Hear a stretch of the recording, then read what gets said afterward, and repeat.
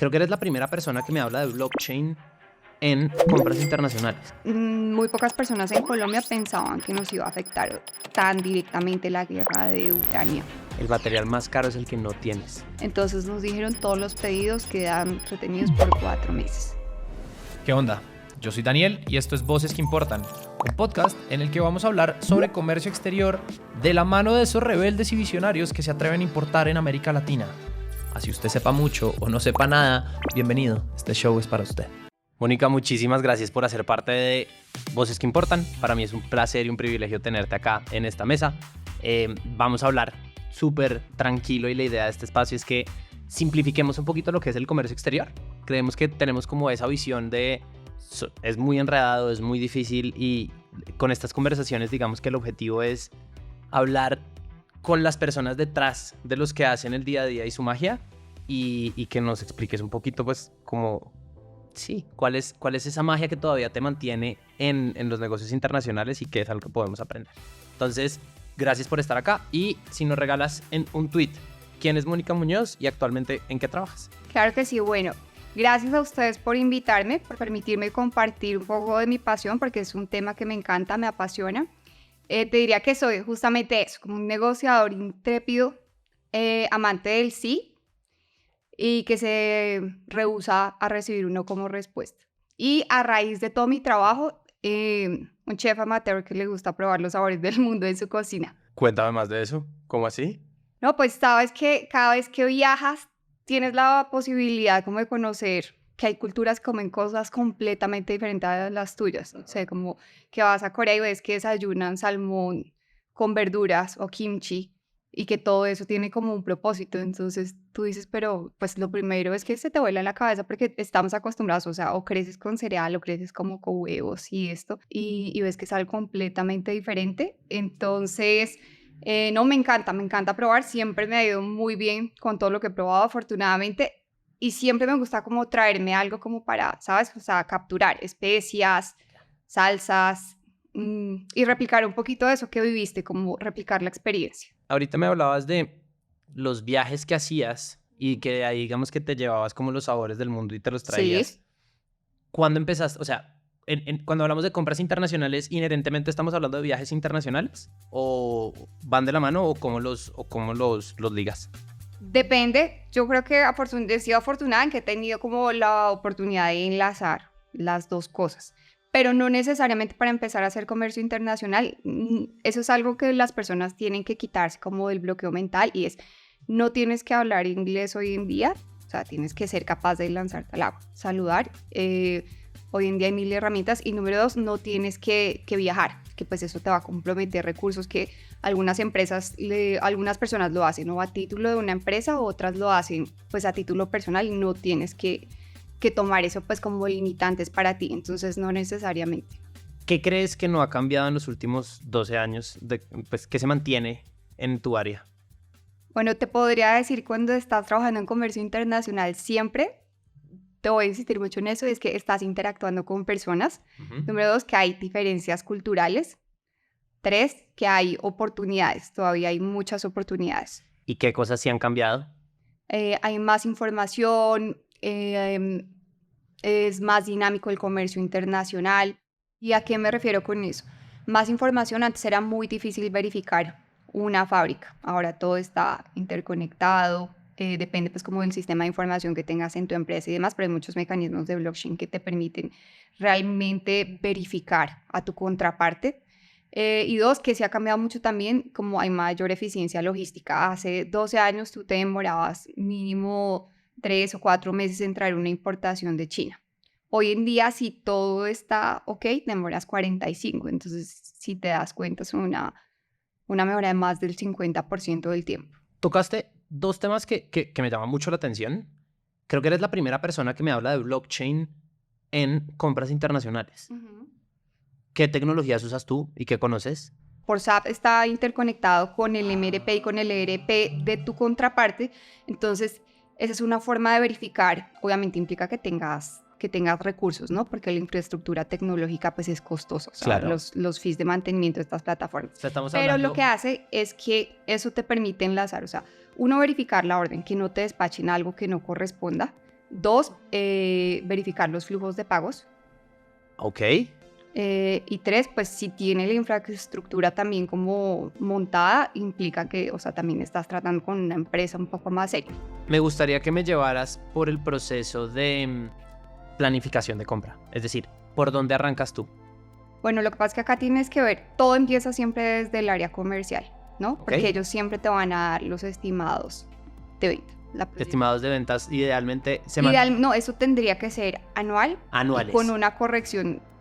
Realmente tendría que ser semestral. Ok. Pero en Colombia se hace cuatrimestral, trimestral, ¿sí? Ya. Pero idealmente tú tienes que saber, hoy en día mínimo trimestral. O sea, no hay forma de que tengas capacidad de reacción si no tienes una planeación, o sea, con una corrección trimestral. Entonces, tienes un presupuesto de ventas. A partir de eso llega como al Sales and Operations Planning, a la planeación de operación y ventas. Dependiendo, si tú eres una comercializadora o una productora, pues ahí cambia un poquito el modelo. Si es comercializadora, pues solamente te va a dar como una explosión de requerimientos de productos terminados.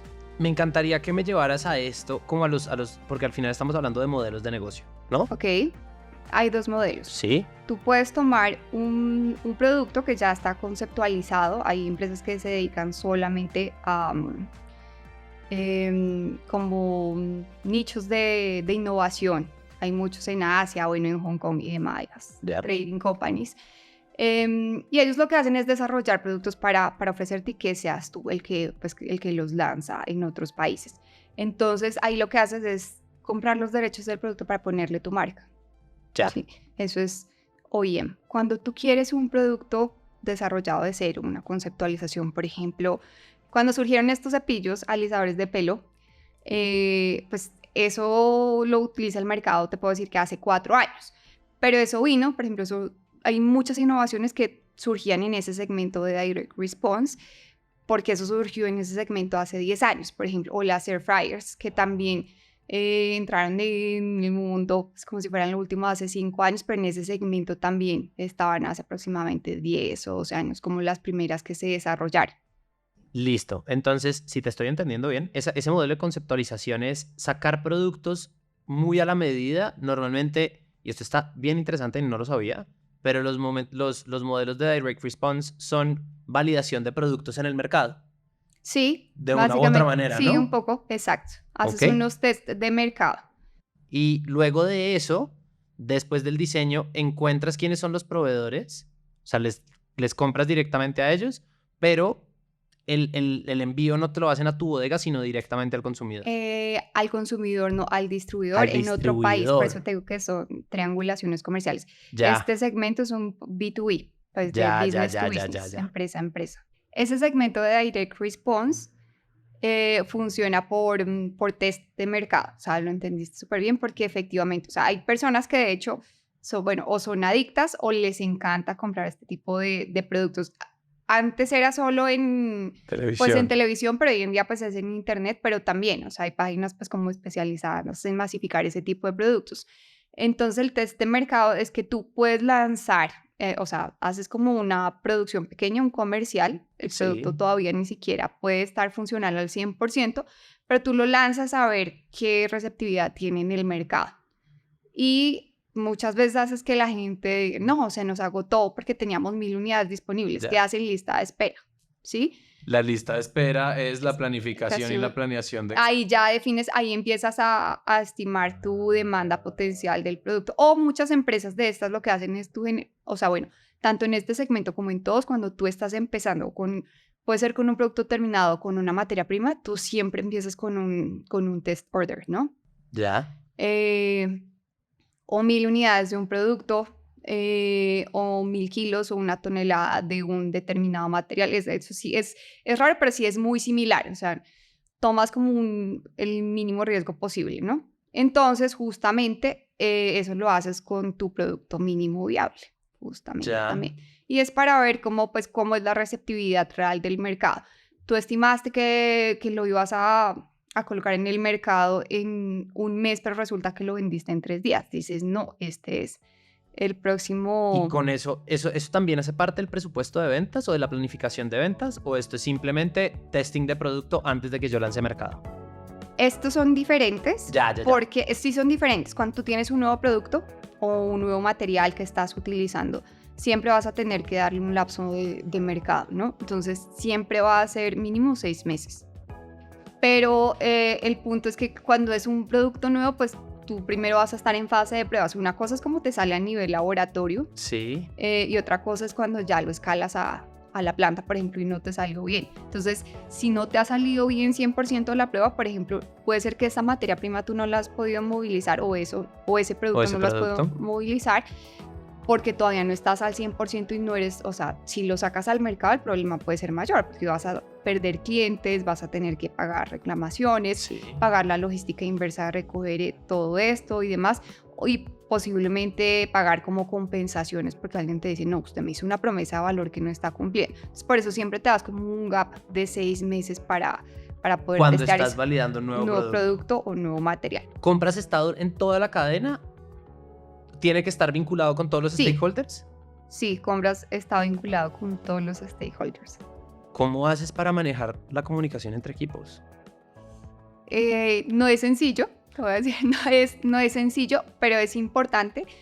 Algunas veces no te van a querer, pero es importante que siempre seas claro y transparente y que exijas lo mismo o que intentes exigir lo mismo.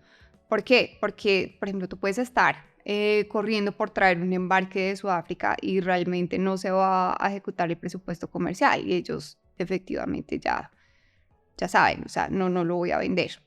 Pero también cuando eres transparente, pues yo creo que las áreas de comercio internacional y de Comex son las que más memes tienen porque tú dices, mañana sale mi contenedor y entonces te dicen, sí, acá lo estoy viendo desde la ventana y pues es mentira porque a veces hay situaciones de fuerza mayor, por ejemplo, no sé, pasa un tifón y te dicen, no, el buque no paró en ese puerto.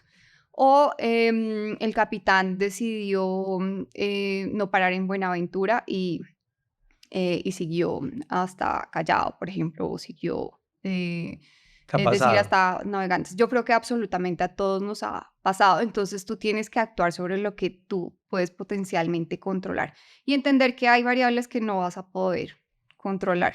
Me encantaría que me dieras un ejemplo, como algo que te haya marcado en tu carrera, de algún chicharrón que hayas resuelto, de cosas que no estaban en tu control. Yo creo que el año pasado muy pocas personas en Colombia pensaban que nos iba a afectar tan directamente la guerra de Ucrania y Rusia. Entonces, eso tuvo pues como dos impactos importantes y es que no sabíamos que había muchas materias primas y subproductos, por ejemplo, lácteos y demás, que se producían en Ucrania, pero pues que había traders en Europa que los distribuían a todo el mundo. Y número dos, pues como el impacto que tuvo esto en los costos energéticos en Europa el año pasado, que pues tú sabes que la gente básicamente tenía que decir si, o sea, usar calefacción o aire acondicionado o hacer mercado y que era real. O sea, eso tuvo un impacto en los costos de materiales de un 38 a un 45%. De aumento en el material. En el costo de los materiales. Lo bueno de estas situaciones es que te sacan completamente del status quo. Entonces, ¿qué nos pasó? Por ejemplo, traíamos unos subproductos de Alemania. Sí. Especializados, muy como unas especialidades se llaman, porque son materias primas como de algún modo patentadas, tienen pues un desempeño muy específico en las formulaciones. Y lo que sucedió es que nos dijeron, mira, entramos en fuerza mayor porque pues hubo ruptura de la cadena de suministro de cloro en Europa. Y número dos, pues el costo energético implicado. O sea, si te vendo con un sobrecosto del 45%. O sea, 45% más del costo por los productos que estabas comprando en Europa. Exacto, del costo base, ¿sí? De tu costo CFR, que eso solo incluye pues el costo del material y el flete hasta el puerto colombiano. Listo. Además de eso, el tipo de cambio que estaba aumentando el año pasado significativamente, pues implicaba que ya cuando, o sea, pagas impuestos y ya nacionalizas a un determinado tipo de cambio, pues ahí tenías como más inflación indirecta, ¿sabes? Que eso no estaba en el presupuesto, en la planeación Eso no estaba en el de Excel. nadie. Exactamente. Hay ese costo que asumes desde la compra se lo trasladas al cliente eventualmente? No siempre puedes hacer eso. ¿Porque tus precios son fijos o porque la competencia no va a aumentar precios? Porque si la competencia, exacto, lo entendiste perfecto, o sea, básicamente por esos dos puntos. Uno, porque tú puedes tener ya acuerdos de suministro con tus clientes, contratos y demás de fijación de precios. Y dos, pues porque si no vas a perder, o sea, de nada te sirve traer un producto, producirlo caro, que no lo vas a poder vender, te vas a quedar con el producto en Claro. tu bodega. Entonces tienes que encontrar el equilibrio entre, pues el material más caro es el que no tienes, porque no puedes producir, entonces también, El material más caro es el que no tienes. claro, pero entonces también tienes la planta detenida. Quieta. Exacto. Pero es todo un ecosistema en una empresa, ¿no? Entonces tienes que considerar esas variables y tienes que encontrar la forma de algunas veces crear consenso, no siempre va a ser 100%, pero también o tú ser capaz de tomar decisiones o llevar al sistema que tome decisiones. ¿Sí? ¿Cómo Porque así? ese es otro punto importante, porque nos sucede mucho, bueno, yo creo que a todos en comercio exterior y en comercio internacional, que básicamente pues funcionas con la compra de muchos commodities, Sí. ¿no? Entonces, pues las variaciones de precios son constantes. Muchas veces sabes tomar decisiones acertadas de compra a partir de la relación también que construyas con tus aliados y de que te mantengas como monitoreando el mercado. Tú ya puedes saber cómo se va a estar comportando, dices si efectivamente va a subir o esta noticia puede causar que se incrementen los precios de este determinado grupo de materiales. No siempre, pero tienes que tomar la decisión, no siempre te puedes esperar, pensar que va a caer otra vez el costo y entonces te demoraste 3 semanas, por ejemplo, en este momento, si te demoraste 3 semanas en octubre, pues entonces ya hoy quieres decidir y ya no te reciben las órdenes porque pues ellos ya estaban comprando materiales, por ejemplo, en China, porque a finales de enero empieza el Año Nuevo Chino. Entonces Y te dicen, no te ya van no a- te recibo la orden, te vuelven a suplir 100% en, no sé, por ejemplo, en abril. Entonces, uno, eso, o dos, ellos, bueno, cuando tienen feriados son muy largos, ¿no? Son, por ejemplo, de una semana mínimo. Entonces, te demoraste en tomar la decisión también, perdiste una oportunidad de entrar en tu Con esto que me estás planeación de diciendo, compras. siento que cualquier equipo o persona que trabaje en comercio exterior tiene que tener una de sus cualidades, tiene que ser la adaptabilidad. Puedes llamarlo adaptabilidad o puedes decirle capacidad de gestión del cambio. Gestión del cambio, hablabas ahorita de la certidumbre, de las únicas 2 certidumbres que hay. Bueno, hay 2 certidumbres y es, uno, que te vas a morir y 2, que siempre hay cambios. Siempre hay cambios. ¿Cómo aprendes eso? Yo creo que más que cuando lo rechazas mucho, te hables, porque creo que yo era una persona que buscaba mucho la estabilidad. La vida te lleva a decir, no, aprende a vivir y a fluir con el cambio. Y con eso es lo que me estabas diciendo, que al forzarte a cambiar o al forzarte a buscar otras alternativas, son esas alternativas en el largo plazo las que te terminan compensando el margen de contribución total de la empresa. Lo que te contaba es que todo siempre tiene una oportunidad escondida. Okay. Te puedes demorar a veces un poco más o un poco menos en verla, pero pues depende como de ti, de tu equipo. Acá hay algo muy importante y es que pues claro, o sea, no soy yo. Yo estoy para tomar decisiones en muchas oportunidades. Algunas veces voy a tener que llevar al consenso a otros equipos, no sé, al equipo técnico, al equipo de investigación y desarrollo, al financiero, porque, por ejemplo, si hago una compra en Asia, generalmente voy a tener que comprometer algún anticipo y demás, entonces comprometer flujo de caja, pero tengo que tomar la decisión. ¿Qué crees que has aprendido de tu experiencia en multilatinas que pueda capitalizar una pequeña o mediana empresa? Uno, que es más caro no hacer la debida diligencia, el due diligence, que, o sea, es más caro no hacerla que hacerla. Respecto a temas... ¿A qué me refiero? Uh-huh. Por ejemplo, que contrates un intermediario, un trader comercial que te ayude a iniciar ese camino, bien sea de importación o de exportación de tus productos. Acá cuando te hablo del due diligence, te hablo básicamente de verificación de tu proveedor y verificación de documentación, ¿sí? Por lo que te contaba al principio, no todas estas pequeñas y medianas empresas tienen pues como el flujo de caja o el capital para decir, bueno, me voy a ir a explorar un mes fábricas en China y a visitarlas. Uno eso, o tampoco tiene el nivel de conocimiento también para decir, es que efectivamente esta fábrica sí es, o saber que hay clusters industriales y demás por regiones.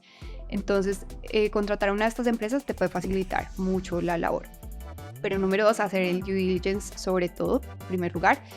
Te diría que esto implica que verifiques a tu proveedor, es decir, la documentación, verificarlo en listas internacionales, pues que no haya ningún tipo de lavado de activos y demás, verificar que sea real como la ubicación de la fábrica, la existencia. ¿Cómo haces eso de una manera, pues digamos que relativamente un poco más cercana para un negocio más pequeño? Vas a pedir referencias comerciales verificables tanto de los bancos, donde él te está exigiendo el pago para ver que no es una cuenta que acaban de crear o que no es una cuenta de una trading company, o 2, pedirle referencias comerciales de empresas en Latinoamérica que tú puedas como verificar. Hoy en día, por eso te decía que el acceso a la información facilita mucho las cosas, porque tú puedes contactar a alguien a través de LinkedIn y te das cuenta que llegas. Yo también he encontrado proveedores de las formas también más inesperadas así. No dejo que solamente mi equipo haga como esa prospección, sino que también disfruto como ese acercamiento inicial. Ahorita me decías algo, que el material más caro es el que no tienes. Sí. A nosotros nos gusta pensar que la plata más cara o el dinero más caro es el que no tienes. ¿Sabes? Como que Fincargo ofrece alternativas de financiamiento para el comercio exterior, y al final nos hemos dado cuenta que muchos de nuestros clientes sufren es cuando necesitan la plata para una nueva oportunidad comercial o para pagar un anticipo diferente o para hacer algo y no tienen ese capital. Uh-huh. Y cuando pasa, me voy a jalar un poquito como a la constante en el comercio exterior, es el cambio. Uh-huh. La única o uno de los factores que hemos visto que mitiga el cambio en el comercio exterior es el acceso a capital. Sí. Porque el acceso a capital te permite tomar decisiones rápidamente y de una manera como, sí, responder en momentos reactivos. ¿Crees que compras y finanzas tienen que estar alineados buscando alternativas de financiamiento? Por supuesto. Es un punto clave el que acabas de mencionar. Yo creo que ahí tenía de pronto un sesgo, no había tocado ese tema, y es porque afortunadamente siempre he estado en empresas que tienen buen flujo de caja. Sí, ya. Entonces, pero ahí va más como al tema del reto personal, porque como a ti siempre te miden es por lo que puedas crear o generar para la empresa. Entonces, tienen que ir de la mano. ¿Por qué? Porque compras es quien puede ayudar a finanzas a que no se comprometa tanto capital de trabajo, ¿cierto? ¿Cómo? Generando negociaciones con plazo de pago, generando negociaciones donde se disminuya pues como el pago de anticipos, evitar al máximo también tener que generar cartas de crédito para, ¿sabes? Para respaldar los procesos de compra. ¿Cuál es el peligro de una carta de crédito? No, pues es que realmente más que ahí no hay riesgo, ahí es el costo, y si eres una pequeña y mediana empresa, pues te va a afectar más como en el margen de tu operación, ¿no? Para una empresa grande, pues va a decir, bueno, los $300, y más que si no estás como muy acostumbrado, entonces te dicen, ay, cada vez que haces un cambio son $60, pues eso tú no lo tenías considerado en tu planeación inicial de la compra. Okay. Entonces, pero te diría que, exacto, en la carta de crédito, pues no hay riesgo para ninguna de las dos partes. Creo que una de las cosas que me llama mucho la atención es, y me gusta mucho esta conversación porque hemos pasado por diferentes modelos de negocios de las pequeñas, medianas y grandes empresas. Uh-huh. Y creo que cuando se habla de la compra internacional, el Excel y el papel lo aguantan todo. Sí. Pero en la realidad, como que eso es un mundo completamente diferente. En tu experiencia, y me encantaría si me das como detalles claves de, no sé, cuando estuviste en Jambal o antes de eso, como qué te llevas hoy en tu maleta que te parece súper importante de cada una. Bueno, te puedo contar que sí, exacto, o sea, en el papel o en un SOP o en el plan de operaciones estándar, el modelo es muy similar, ¿no? O sea, planeación, generar el pedido de compra, hacer seguimiento, comercio exterior, logística, nacionalización y llegas a la bodega. Pero cada modelo de negocio es diferente también como por la naturaleza de los productos o materiales que manejan, ¿cierto? Por ejemplo, en Home Sentry, pues en retail, tienes que anticiparte mucho más, o sea, tienes que ver estadísticamente cómo se ha movido el mercado. Por ejemplo, que la Navidad la compras en ferias que son en febrero, ¿sí? De febrero tú ya sabes qué es lo que va a estar en boga en diciembre y ya tienes que dejar como esto Desde febrero. montado, generalmente, febrero o marzo, en la feria de Cantón máximo. En el segmento de Direct Response o de ventas por televisión o ventas por internet y redes sociales y demás, que tú hayas ya hecho un desarrollo de un producto para un país, por ejemplo, para poder venderlo en Estados Unidos, no implica necesariamente que ya está listo para que tú lo puedas distribuir a otros países. Te voy a dar ejemplos específicos. Entonces, por ejemplo, en la zona de Alemania, Suiza, Austria, te piden un tallaje muy diferente. Les gusta que, por ejemplo, el diseño del empaque no muestre, por ejemplo, a las mujeres con el cuerpo completo, sino solamente como con la parte del producto que está en uso. En Japón también va a ser diferente porque te van a exigir que sea exactamente igual la Golden Sample, pues como la muestra patrón a las que llegan. No aceptan como, o sea, la Japón. Desviación de color y de todo es cero. El estándar industrial japonés es como de lo más estricto que he pasado en mi vida. Después de eso yo dije, puedo superar todo lo que sea, pues Pero con el equipo. eso es de lo que estás comprando, es decir, tu muestreo tiene que ser exactamente igual que lo que estás recibiendo. El cliente final. El... Entonces, por eso tienes que tener, o sea, desarrollar un sistema como de monitoreo y control como tan fuerte y desarrollar una relación de tanta confianza o con tu trader o con los maquiladores donde te estén fabricando el producto para que pues ellos también tengan claro como las exigencias de cada orden muy específica dependiendo del pues como del destino final. ¿Cuál ha sido el chicharrón más grande que has tenido que manejar? El chicharrón más grande que he tenido que manejar, no, realmente estaba más pequeña. Se presentó una situación de fuerza mayor. Yo estaba en un área como transversal de una compañía de temas de aceros inoxidables, de productos de aceros inoxidables. Y ellos tenían fábricas en España, Sudáfrica, Malasia, Estados Unidos. ¿Y cómo funcionaba esto? Que básicamente, pues acá en Colombia se hacían como las negociaciones como con cada fábrica. ¿Por qué? Pues por las diferencias de tipo de cambio, porque todas tenían líneas de productos diferentes y demás. Por facilidad y demás, me imagino que de manejo de la información, la mayoría, el 65% de la cartera de pedidos estaba puesta en España. Y bueno, hubo una crisis más o menos en el 2011-2012. Por algunas materias primas, unos minerales que eran base de la mezcla del acero inoxidable. Entonces nos dijeron todos los pedidos quedan retenidos por 4 meses. Por 4 meses. Entonces, bueno, ¿qué tuvimos que hacer? Ver cómo se readjudicaban esos pedidos con las otras fábricas del grupo. Pero pues el tema es que, claro, esos pedidos, imagínate, si estaban emitidos en el mes de noviembre y te dicen en enero, cuando ya es el momento del despacho, no te los vamos a despachar. Pero además, pues, perdiste todo el lead time de producción, claro. Perdiste los precios, ¿no? Porque ya el precio de mercado es diferente y también tienes el potencial de perder tu cliente porque le vas a quedar mal. En ese momento el mayor reto era pues la única fábrica que lo podía como suministrar era la planta de Sudáfrica. El mayor reto pues que eso sí sigue siendo como algo complejo un poco hoy en día es que todavía desde Sudáfrica traer materiales puedes demorarte 150 días porque hay muchas huelgas en el puerto y demás o inundaciones, entonces tienen como problemas logísticos, pero era el camino más sencillo. ¿Cuál fue el primer problema? Pues el tipo de cambio, que en ese momento ellos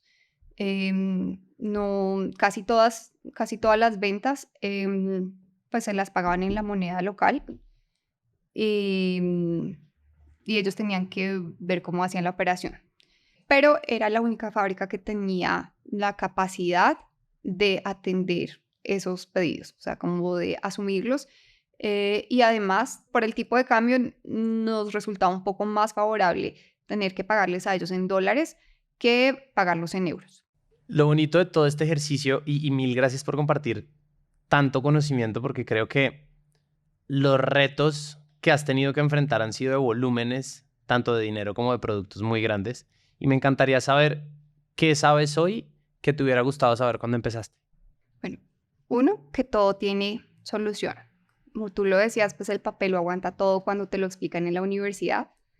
Cada parte pues coopera dentro de un assessment y demás, pues porque a todos los están evaluando por eso.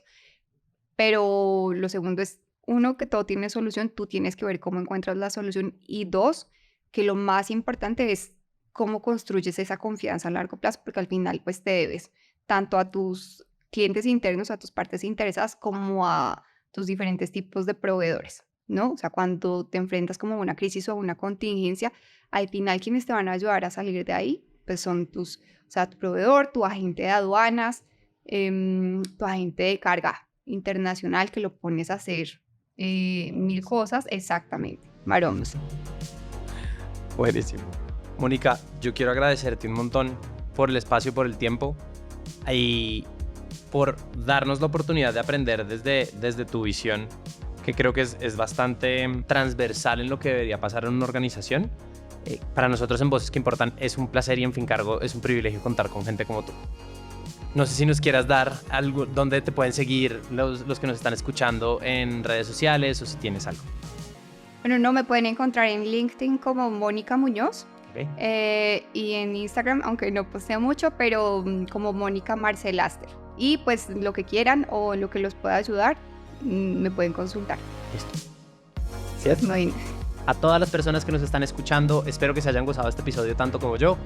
Recuerden que nos pueden escuchar en todas las plataformas de podcast, Spotify, Apple Podcast, suscribirse a nuestro canal de YouTube, darle clic a la campanita para registrarse en nuestro próximo episodio. Recuerden que estamos respondiendo todos los comentarios que nos están dejando. Si tienen preguntas sobre cómo hacer un modelo de compras, cuáles son las variables para escoger un proveedor, qué necesito saber para mejorar la comunicación entre equipos, todo eso lo pueden preguntar en los comentarios tanto de Spotify como de YouTube. Y recuerden siempre compartirlo. Episodio, si creen que esto le va a servir a alguien más, nos vemos en el próximo episodio.